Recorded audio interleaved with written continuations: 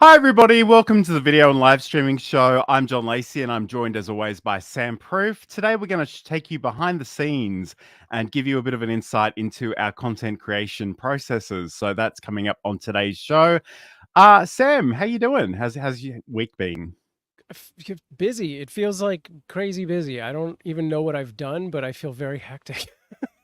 We had a little vacation last week, so I wasn't here for the last show, and I threw John to the wolves to fend for himself. But we went up the coast for a little while. We did some vacation stuff, and then we came back, and it's just been like foster cat stuff all over the place. We had a lot of chaos in the cat world, and that's going to continue into the weekend when we go to CatCon in Pasadena on Sunday. So if anyone's out there in the Los Angeles area and you're a cat lover, go to CatCon. Try and find us. How's things with you, John? Things are going pretty well.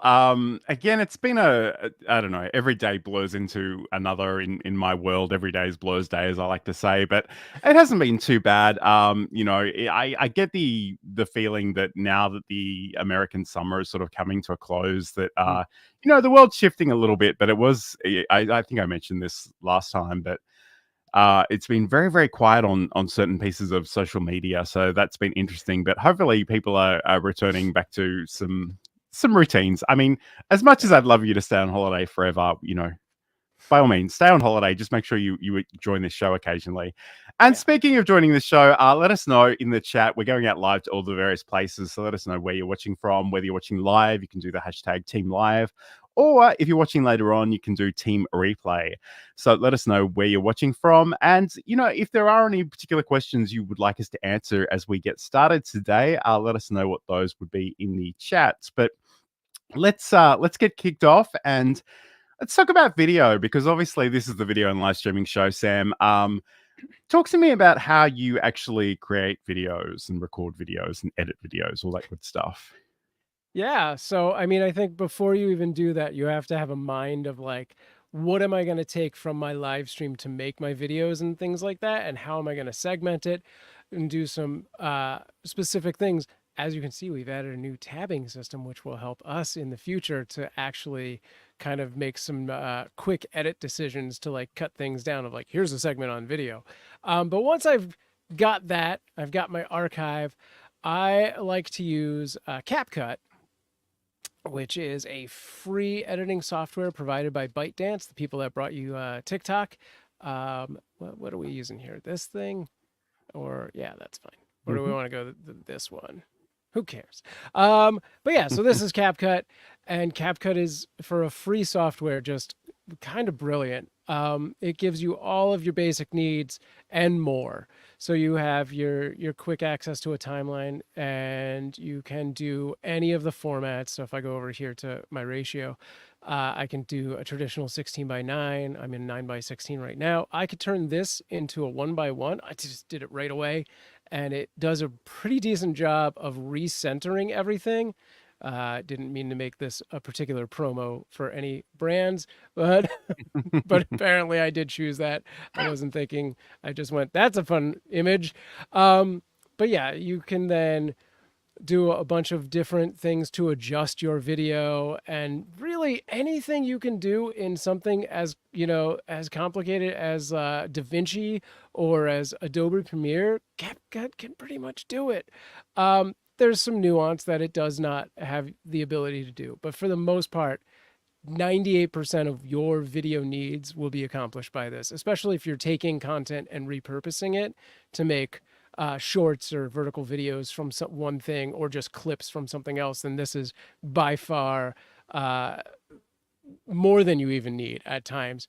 You have things like audio. You can add different kind of animations to bring your assets around and things like that. You have transitions, you have different effects.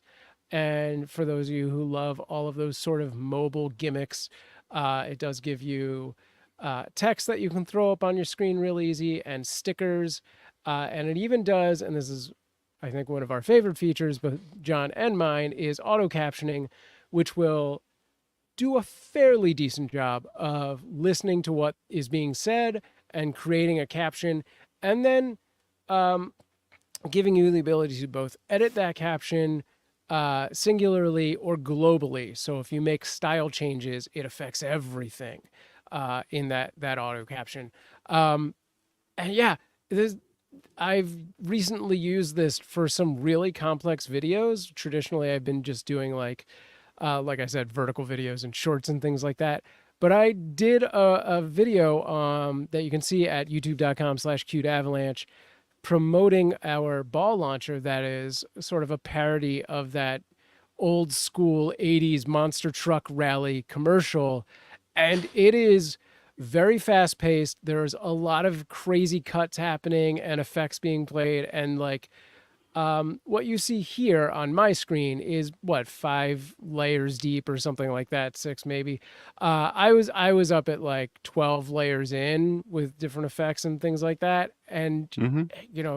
there's no performance loss. It handles it great. It renders fast. It's fantastic. They should pay me for for this. I And mean, to the extent that it is literally free software, it is yeah, it's very feature rich, and it really is.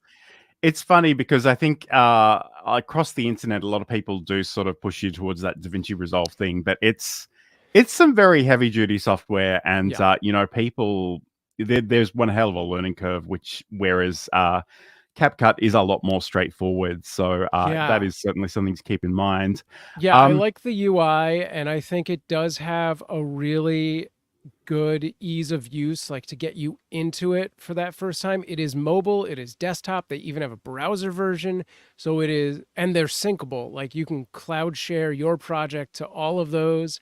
Um, and then when you want to get into more advanced stuff, it's there. So you can do it. Like you want to do like VO, that's built in. You want to do like motion tracking. It's not that hard to then take it to that next level, which is great. And there are sort of a desktop version, a mobile version, and even something in the cloud. So, you do Yeah. have a lot of options. And especially if you're working on a project where maybe you are recording on your phone and maybe you want to edit on your desktop, there are certainly ways of doing that. Um, I'm just going to check into the chat for a second. So, hi to CG. Thank you for joining us. Hi, CG. And Walt Strong the Third from the NBA Oh, Sports that's who that Talk is. is saying Hey, good evening Walter. as well. Welcome Thank you for back. joining us. Today, we're talking all about giving you a bit of an insight into behind the scenes of our content creation processes. So we're going to be talking about video, streaming, podcasting, and our websites. So that's all coming up shortly. I'm going to talk to you about how I work with video right now. And I might need to just make myself a little bit bigger in this scene so you can get a sense of this. So this is Teximis Camtasia software. So this is generally what I use for editing and recording. And the great thing about this, especially someone who is sort of, very into software tutorials, is that I can actually I can record my screen and myself simultaneously. So if I just show you this new recording option, it should pop up in just a second. Famous last words. Oh, okay. Anyway, so it's complaining that it can't find my camera because it's already in use. Because And you're in using fact, it. I think it's knocked me out too. I'm going to just use something else. Famous last words. Okay. I don't know if, and I'm pretty sure I've seized up in OBS. So what I Yeah, it might looks like it. do, let me as long as you can hear me, I'll keep going. So essentially here I can record a screen, I can record a camera, I can record a microphone, I can even grab system audio here as well. So these are ways that I can actually capture these things individually and edit them together. But if I just close out of that for a second and take you back into the software itself, you'll see that I've got a lot of different projects here. I'm going to open this one. Hopefully, actually, that's not a great example, but I've clicked it now, so I guess I probably have to live with that choice. Let's try this one. So it's a little bit bigger. So yeah, and thank you for everybody joining us in the chat right now. Good to see you. I'm always a little distracted by the fact that we have this this great chatbot stuff happening in the chat, but that's okay. We can Yeah, deal. sorry. I have a Twitch game that I usually turn off, but apparently it auto logged in this time around. Mm-hmm. I'm you honestly, I might have been a little bit too too ambitious thinking I can open this. So we might, Sam, maybe if we'll go to Sure. our, Well, our first while you're promo of today. go for it. Let's check this out. We'll be back in just a moment. We are constantly training our cats every interaction that we have with them. Mm-hmm. So when Johan would get on my counter before, this is 10 years ago, before I was the cat expert that I am now, Johan would jump on the counter. What was the first thing I did? I'd say his name, Johan. He loves that. That's a reward for him. He said, you just said my name. I would go over to him and I talk to him and be like, you can't be on the counter. Johan loves when I talk to him. Ding, that's another reward for Johan. I'd pick him up and put him on the ground, but I didn't want him to think I was mad at him. So when I'd pick him up very nicely and kiss him on the head and say, I love you, but you can't be here. I'd put him on the ground. I had just done 3 things that rewarded him for being on the counter. So I was encouraging him to continue doing that.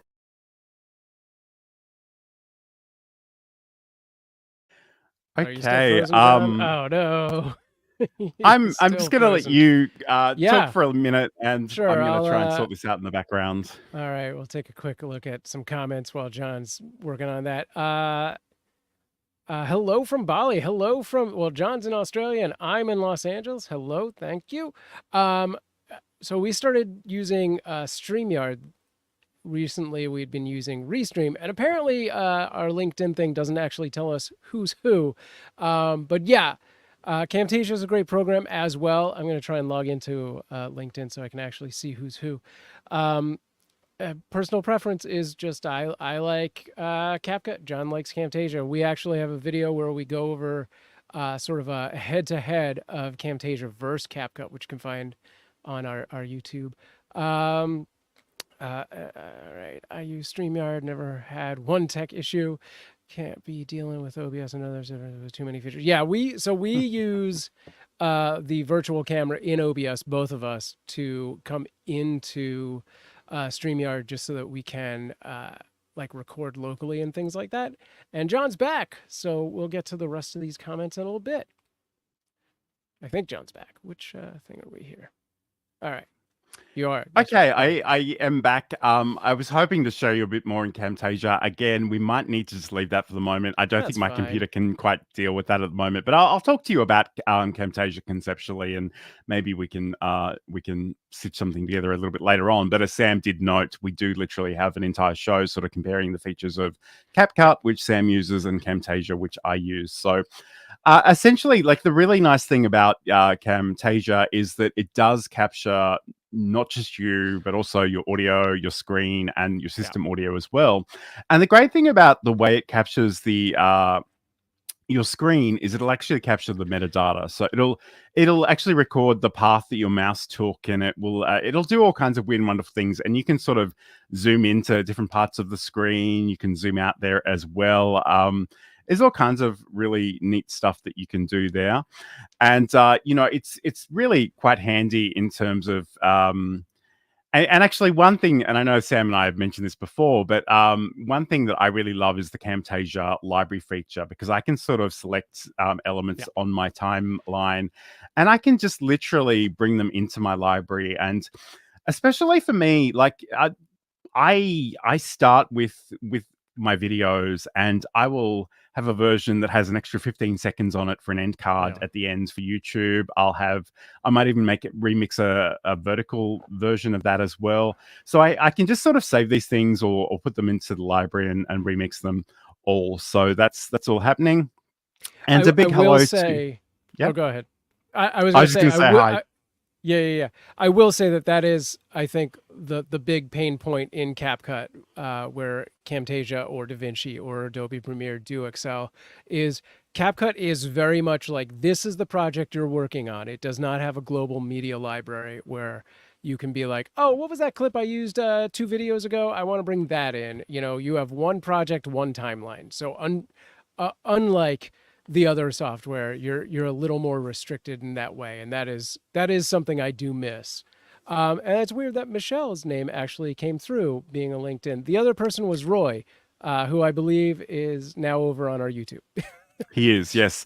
And we should probably formalize that, but I believe you need to go to a specific link on StreamYard and give them Okay. permission to access that information on LinkedIn, but that's fine. So hello to Michelle. Thank you so much for joining us. Hi, Roy. Hi, Edna. Yes, yeah, Edna's been wondering how on earth she got here, but I was on Roy's show a couple of weeks ago. Again, time means nothing in my world, so it may have been shorter or longer than that. Nice. So, and Edna is just saying that she's addicted to YouTube related content. What can I say? So yeah, that's all good. Again, I was really hoping to give you a bit more of an insight into how I use Camtasia, but my computer is not playing nicely, as is the custom with live. You've got to roll with whatever happens when you do go live. So that's part of the game. But again, let's move on to our next area today, which is actually live streaming, Sam. So let's talk about. I guess, first of all, we should probably acknowledge the fact that we were using Restream Studio and we're currently using StreamYard. So we'll talk about those briefly. And you can just tell me what you're enjoying from each, I guess. Yeah, they are both very similar in a good amount of ways. They've parodied each other in the past few years and things like that. So there are a few minor differences. But for the most part, you get, all of these built-in features. For those of you too intimidated by OBS, this is a quick, easy, like opt-in kind of situation of like, I want to go live stream. I have no idea how to do it. This is the quick and easy way to do it. Both give you sort of pre-built scenes, and then you just be like, I'm going to put the camera here. I'm going to put a PowerPoint here, and boom. StreamYard does take it to the next level where you have some customization to those scenes that you can make. They do both allow you to drop comments, show the comments on the screen, as John's been doing. I'm reading chat to my distraction. You can have a bunch of different assets that you use as like overlays or videos, as you've seen us do in this show already a few different times. Both of them have built-in music libraries. I believe the Restream one is like completely AI, and the StreamYard one is not. I think it's just tracks that they've made, but you can also upload your own. And I don't know if this applies to Restream, but with StreamYard there is even a green room for some of the more expensive plans, where you can have like this kind of situation happening where it's just between you and the guests. And then you push them into the live. So if you have an actual team working, you can have moderators or producers kind of prepping people as your host gets ready for them to come on and things like that. So they're pretty complex programs in their capabilities, but without that complex UI.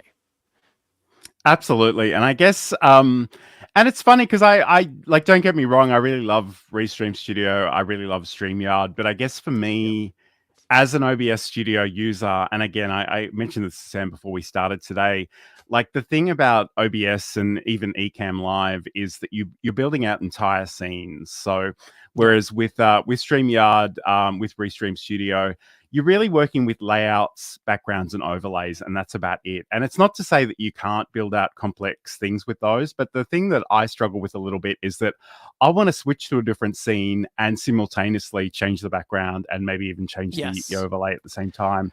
And I can't really do that. Even before we started this show, we had just opted into this new sort of tabbed background layout, and I was like, it would be really great if we were able to go to, I'm going to do this live, this sort of situation. But as you can see, it has decided to go to John and not me. There's no smart way to do that without me having to then remove John to get me on here. So unfortunately, there are a few things that could be better. Let's go back to this. And now we both tried to add ourselves. Wasn't I over here? Let's do that. So yeah, okay, one nice thing is that that's a nice feature. What I just did is actually a drag and drop with the cameras where you don't actually have to do any kind of hotkey or anything. You can just physically click on the screen and move the asset around. So that's kind of cool. The thing I kind of didn't mention at all is that both of them give you the ability to do multicasting to a variety of channels depending on which plan you're on. So, they both have a free version, which I think gives you 2, maybe 3 channels depending on the platform or the software. And then they progress more and more. The more you pay, the more platforms you can do. There's always a bunch of other bonus features to the point where I'm like, I don't know that I would ever use that. I wish it was just, this one feature set or something. Anyway. Sure. Like, do you want to talk us through the overlays that you've uploaded for StreamYard specifically? Sure. So just to get a sense of what we're looking at, you can see our screen here. This is literally what we have right now is our dashboard. So you got the video player above. Below, you'll see all those gray boxes. Those are your scenes. So they give you, this is what I think StreamYard does a little better than Restream is these scenes give you sort of a better indication of what's actually going to happen when you click on those buttons. It's just the fact that they have these profile icons makes it just that much more clear, where Restream's is a little more muddied. And then on the right, you have the ability to put in like a brand color and sort of change the theme, which is really just you want sharp edges or rounded corners or, that sort of thing. You can upload a logo, and here's your overlay assets and things like that. I didn't get another screenshot, but under that, there's video clips and backgrounds and music. And then the other big thing is this is when you're going to start your, this should have been a side-by-side or something probably, but whatever. It's you. And that's why we didn't do a side-by-side. But yeah, so when you go to start your video, you get this screen that allows you to set your broadcast up and choose all of the platforms you want. You can even customize the title and descriptions per platform. Certain ones like YouTube, it'll even let you do the thumbnail and things like that. I think I don't know. If anyone has questions about StreamYard, just let me know. Well, that's not what I meant to do. There we go. Okay, cool. And Restream is a very similar sort of experience. It does, like, you are much more constrained in terms of the layouts. StreamYard gives you the ability to customize your own, although which is a relatively new feature. Like, it's a couple of months old, I think. Again, time has no meaning. Don't quote me on that. But again, like you sort of have these basic layouts. You can send somebody an invite, bring them into the scene. You've got the chat and the captions and the graphics. Restream Studio does actually have some cool shopping features. So they've actually got the ability to use QR codes and actually send people off. They can scan it with their phone and go and purchase something or go to your lead magnet or whatever you like. I did start with Restream. I really like Restream, but I must admit, lately, the thing that I had been finding is that I would click a button in Restream Studio and it would take a solid 3 seconds to register. And I don't know if that's something to do with my browser or my computer or what it is, but I'm certainly not experiencing that now that we're in StreamYard. So I might just have needed to clear the cache and whatnot. But anyway, I do want to check in with the chat because there's a whole bunch of stuff going on. And first of all, apologies to Ender Trading. I called you Edna. There's a reason for that, but it's probably too long and weird to get into right now. I'm obsessed with Dame Edna, and Barry Humphries, the person that played that character, passed away recently. But anyway, that's neither here nor there. Tatiana Rodriguez, hello. First time here. It's so great to see you. Also, there are some great things in here. Michelle J. Raymond, who's like the most helpful person on all of LinkedIn, is saying if you are watching on LinkedIn and you do need to give those permissions, hit her up because she'll tell you how to do that. And we might need to build that into our show description so that people can do that as well. Insomnia Doodles, she's not listening to us, but she's letting it run in the background for the views, which frankly we appreciate. So she's bowling, which is fun. And again, we do have some great comments here. So Tatiana is saying, I'll recommend these to my college students as alternatives to OBS for projects. I use Ecamm, but I know that students won't all be able to pay for software. We're going to talk about OBS in next week's show. And I know some people have feelings about that, but we really love that piece of software. It is literally free. It's cross-platform. Even if you're not going live, there are things that you can do with the virtual camera and even just recording local videos. And they could be vertical, they could be horizontal. So we are going to do that. Roy is saying it's a feature in quote marks. I don't really remember what that was in reference to. I think but, it was probably when I was pulling up the thing and expecting my camera to be on, but it went to yours. That is, yes. in fact, yeah. So many things. And I guess Sam, I love you, but I think in future we need to make sure our screenshots are actually the right size so they cover the whole shot. But that's neither here nor there. So I made a snap judgment on that one. I knew it going into it. Okay, so we're going to come back and we're going to talk about podcasting and how we actually work with our websites. We want to take more of your questions and comments as well, so include those. But I alluded to the fact that Michelle J. Raymond is incredibly helpful. Let's hear from her again. And then I looked at the first assessment, and the first assessment was record a 5-minute video, and it was a pretty simple introduction of yourself. There was nothing exciting. I didn't have to research. It was just a 5-minute warm-up. And I freaked out. That course is still sitting in the cupboard beside me. I see that stack of papers and I almost rock in the corner. It cost me a lot of money to sign up, and I threw the whole course away.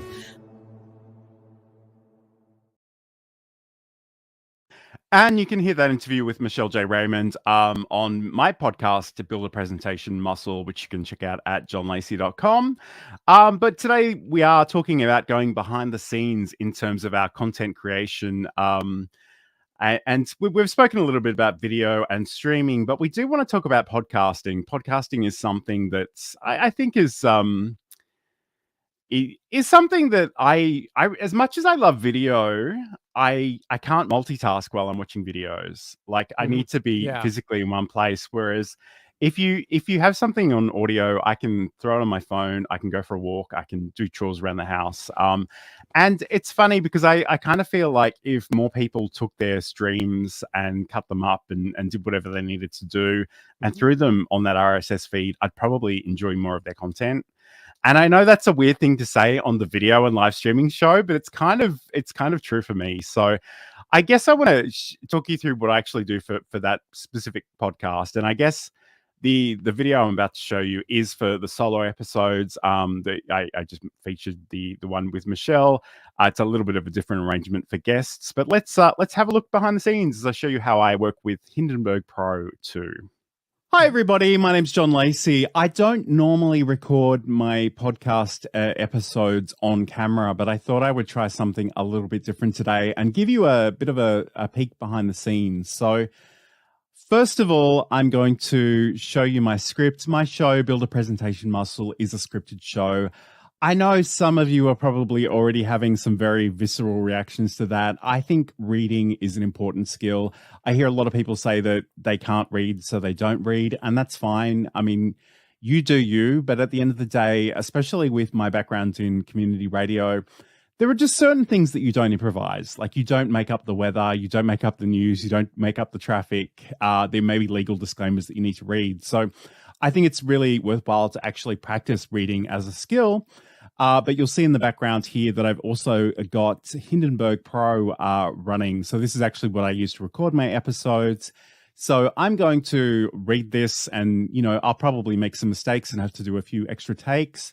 The one thing I will say about doing additional takes is that it's a really good idea to actually take a moment and read the whole sentence or the whole phrase again. It can be really tempting sometimes to want to only just repeat the word you tripped up on, and you can certainly edit that together, but it's so much more natural if you just do the entire phrase again. So that all said, I'm going to read through this and we're going to see how we go.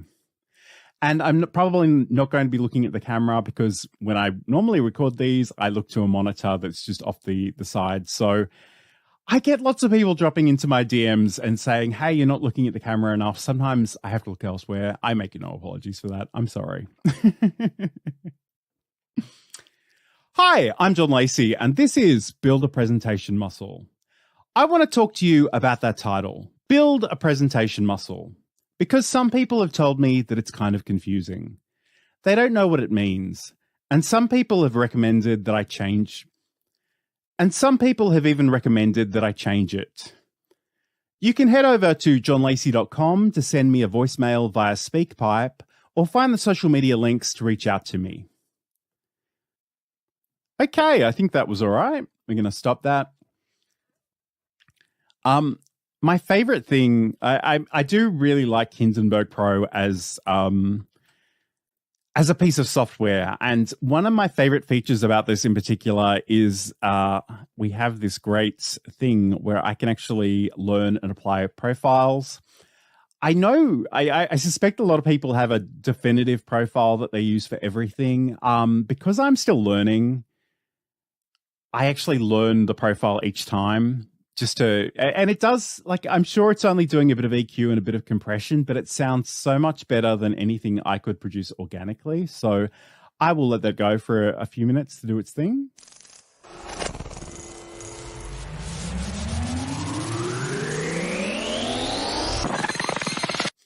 And I'll stop that and I will go up to apply profile.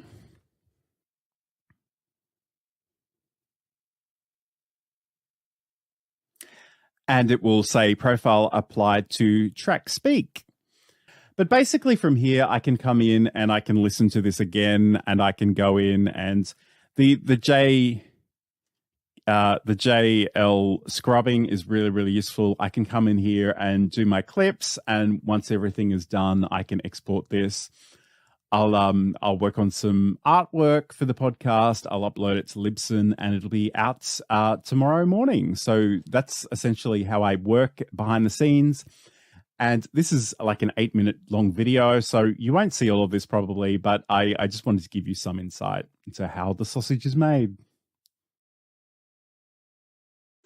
So that essentially is how I work with Hindenburg Pro 2, and it's a great piece of software, and it is very much designed for voice narration and podcast editing. But Sam, obviously you have your own podcast. Can you talk to us? And I know you've mentioned how you have these sort of video conversations in the past, but like, what do you do in terms of the audio and the podcasting side of all of this? Sure. I mean, for the most part, I'm doing my podcast as live streams these days. Actually, almost always. I've in the past done most of them as live streams as well. So the first and foremost, you want to make sure that your audio is as good as it can be when you're going live, because that's what you're going to be using. But also you want to make sure you can do things to quickly do edits after the fact. So I have a bunch of tricks that I use my Stream Deck to put different marks in or record timestamps when I know I'm trying to pull out large pauses and things like that. I typically use Audacity for all of my audio needs. Though these days I've been doing a lot more rush jobs on a lot of things because we are doing the video, and I've been leaving a lot as video because you can now do video podcasts on Spotify, which is great because Spotify, which is right here, will also then let you do a move. Oh geez, how do I do the thing where I'm on top of that? Anyway, Spotify will actually let you push your podcast to other podcast connections and things like that, so you can do this. And I guess just as a bit of background, this is Spotify for podcasters, which used to be called Anchor.fm. Exactly. And essentially you can upload the video there, and you can watch the video or listen to the audio on Spotify, but it'll actually send out the audio via the RSS to all the other places that you sort of nominate. So and that's quite a useful thing to keep in mind as well. So you mentioned Audacity there. Obviously, there's a bit of a trend here I'm seeing. Like, Sam is very big onto the free software. I tend to pay a little bit of money for mine. Nothing wrong with being free. And again, like I know Tatiana mentioned students. You know, they're always they always have a budget. So, what do you like about using Audacity? I mean, most of it was free. Every once in a while, it does give me a curveball where I'm like, how the F do I use this filter? Because a lot of their filters are just like, you know, kind of defaulted to weird settings. There's a good amount of like, I need to go YouTube for 20 minutes just to figure out how to use like this echo effect without it being like 20 stadiums worth of echo. Yeah. and stuff like that. But yeah, it is free. It does pretty much all the things you would need it to do. And you can do multiple tracks and things like that. So I think it's a fine piece of software to start with. I think it is a great option.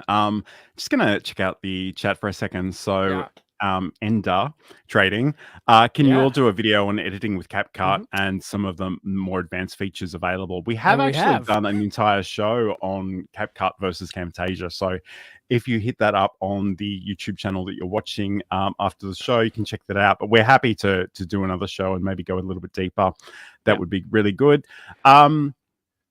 So this is an interesting question. So I think audio, or a comment, I suppose. I think audio only podcasts are fading in popularity. I only listen to podcasts on YouTube, even if I'm not even watching.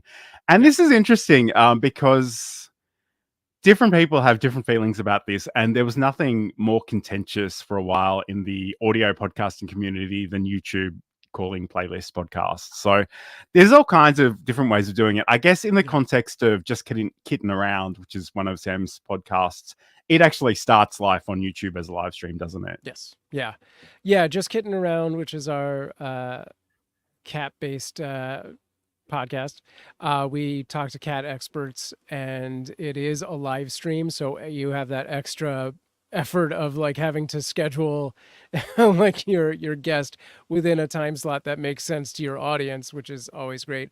But the actual product is really the after, which is the audio video podcast that then gets uploaded to Spotify.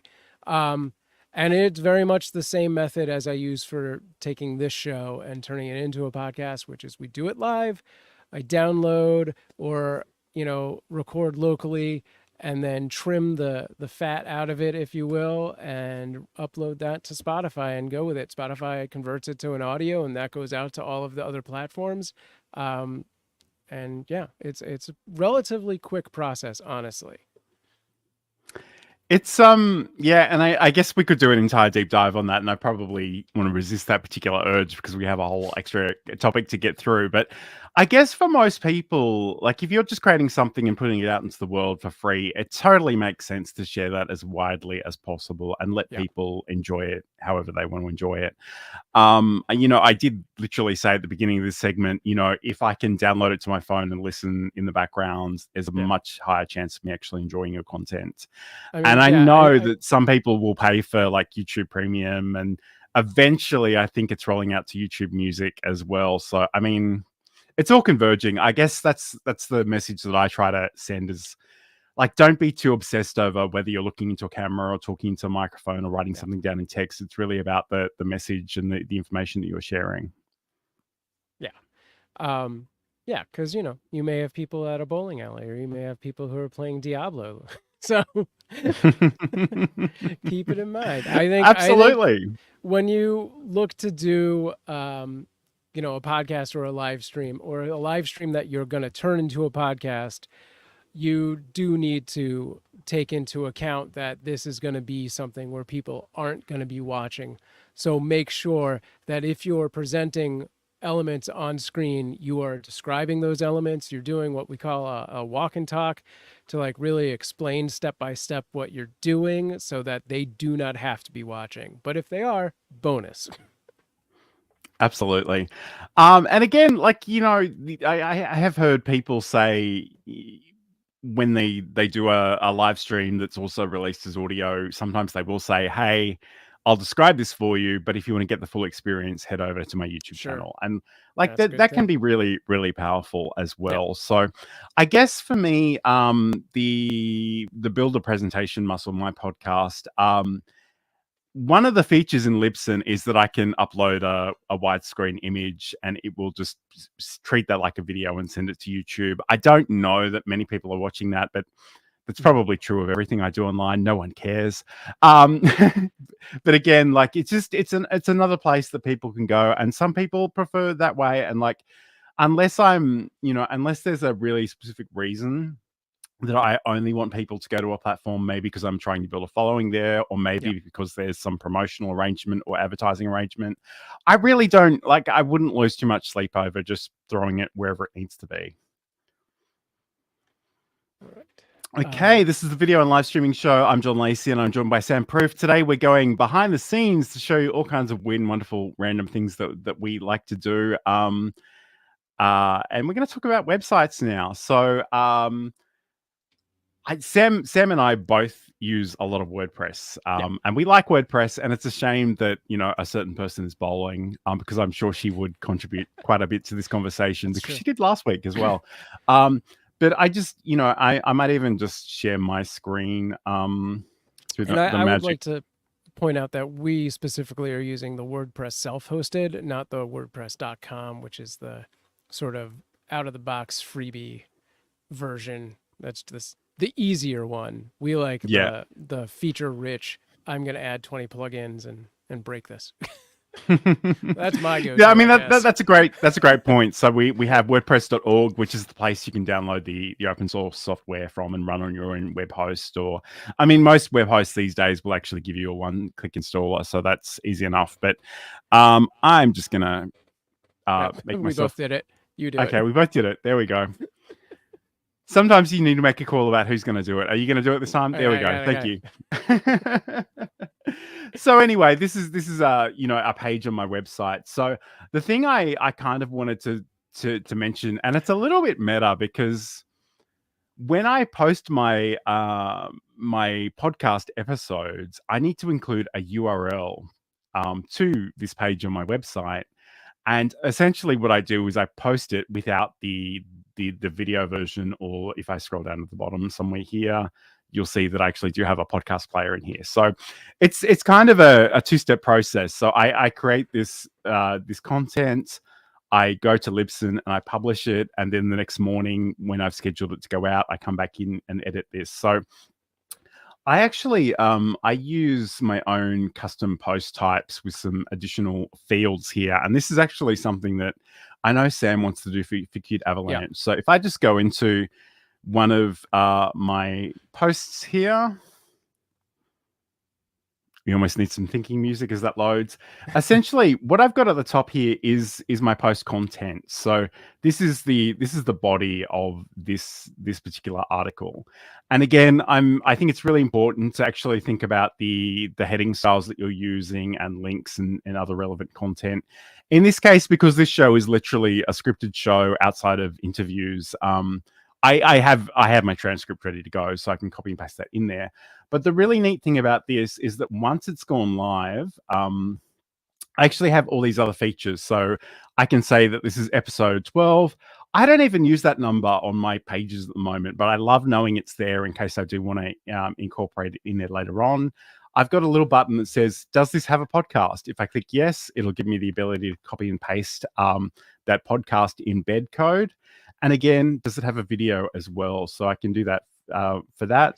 And once that happens, like this page mostly populates itself. And this is actually based on a template that I've created in Elegant Themes, the Divi plugin. It has this thing called the theme builder. So I can, most of this content is sort of pre-populated, but again, I just put my content in here and I'm sort of good to go. So I must admit, I don't update my website nearly as much as I should, which is kind of annoying. But there are only so many hours in the week. But I do try to include articles and information that I share on this show and elsewhere. So yeah, I mean, there's all kinds of things that you can do. I just wanted to sort of briefly cover that one there. So Sam, I know if we turn that off.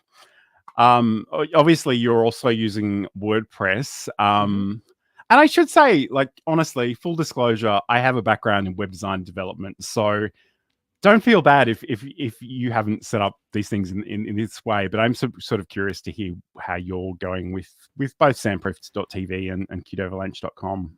Yeah, I mean, I kind of recently just started from scratch with all of that, as you well know, and so I'm learning right here. But yeah, so far I've just really been taking the basic post functions and doing blogs, but I literally had this thought when I had approached John to sort of do something complex with the Cute Avalanche channel, which was more related to just archiving and making sort of a database of our cats. And the minute I started working on that, I was like, I should be doing this for the podcast as well.